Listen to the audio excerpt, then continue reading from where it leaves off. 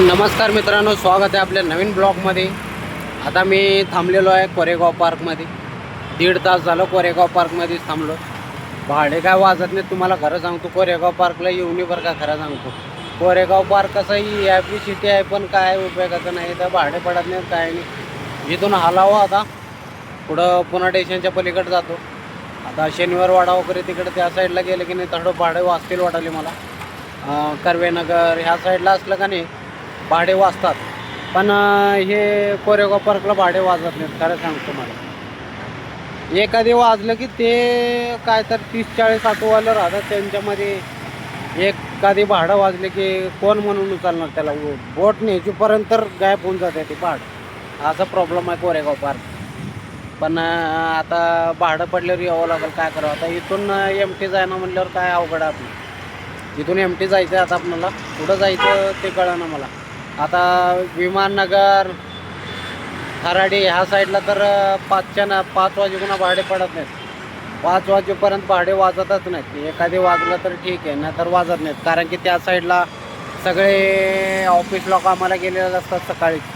नंतर सुट्टी कधी होतो, 5च्या नंतर सुट्टी होतो. त्याच्यानंतर 5च्या नंतरच भाडे पडतात. आणि 5च्या नंतर त्या साईडला ट्रॉफिक भरपूर असते, म्हणून त्या साईडला पण जास्ती करून जायचं नाही. भाडं पडलं की जायचं, आणि जास्ती जायचं नाही त्या साईडला. आता मी जाणार आहे कुठं, जातो कुठं तर दुसरीकडं. आता ह्या साईडला काय भाडे वाजत नाहीत, काय करावं. धंद्याचं वाट लागून जाते बरं का. दिवस सकाळी जरा उशीर झाला का नाही, मी म्हणतो रोजच विचार करतो सकाळी लवकर उठावं. पण काय करो, 7, 7:30, 8 वाजेपर्यंत झोपच उघडत नाही. काय प्रॉब्लेम आहे काय बघूत. अजून 1-2-3 दिवस थोडं जाणार आहे मी बाहेर फिरायला. गेले का नाही मग एक जिद्द ठेवावं लागतं मनात. कसं जिद्द पाहिजे, जिद्दशिवाय काही नाही. मग 1-2 दिवस जाऊ द्या, एवढे जाऊ द्या, काय प्रॉब्लेम नाही. पण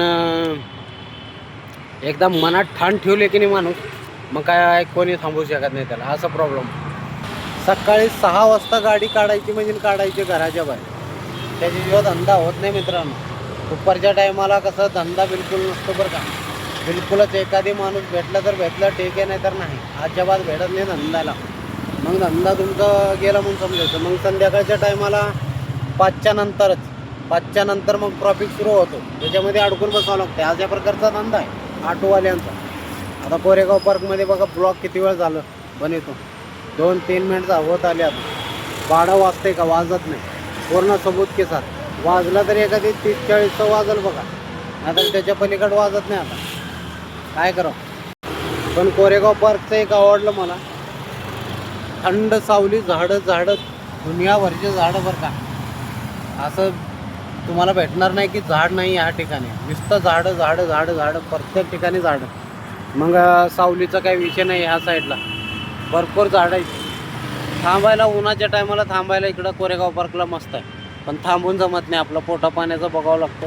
ऊन असो, पाऊस असो, काही असो, आपल्याला पळावं लागतं. भाडं पडलं की थांबून जमत नाही. बरोबर आहे की नाही. आता इथं बी लय वेळ थांबून जमत नाही. मी जातो थोडं MT झालं तर झालं, पण थांबून टाईम वेस्ट घालणं आपल्याला बरं पडत नाही. बरोबर आहे की नाही. कुठं तर जावं, आता कुठलं तर छोटं मोठं भाडं पडलं तर मी उचलणार आणि तिथं जाणार. कसं इथून आपण गाडी हलवलं की नाही, कसं छोटे मोठे भाडे कसं होतात माहिती आहे का. 50-60 रुपयाचं भाडं उचललं आपण, ते पिकअप लोकेशनच 6-7 मिनिटाचं दाखवतं. त्याच्यामध्ये कसं CNG जास्त वेस्ट होते. पण काय करावं, नावीला उचलावं लागतं भाडं. नाही म्हणून जमत नाही. बरोबर आहे की नाही. ठीक आहे मित्रांनो, टाटा बाय बाय, चालतो.